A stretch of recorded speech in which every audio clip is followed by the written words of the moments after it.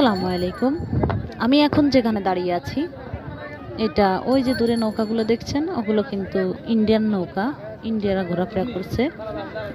আমি যেখানে দাঁড়িয়ে আছি এই যে এখানে কিন্তু বাংলাদেশ। আর যে পাহাড় সবুজে শ্যামলে ঘেরা পাহাড়গুলো দেখছেন এগুলো সবই ইন্ডিয়ার ভিতরে। এই দেখুন এটা বাংলাদেশ। অসম্ভব পর্যটক এখানে টুরিস্টরা ঘুরতে এসেছে। আমিও এসেছি, আমিও একজন টুরিস্ট। তো আসলে বাংলাদেশের যে অপরূপ সৌন্দর্য এখনো কেউ দেখতে পায়নি, কিন্তু দুঃখের বিষয় বাংলাদেশের ভিতরে কোনো বড় বড় পাহাড় নেই। বড় উঁচু যে পাহাড়গুলো সবই ভারতের ভিতরে। পাহাড় আছে কিন্তু অনেক উঁচু, পাহাড়গুলো বাংলাদেশে নেই।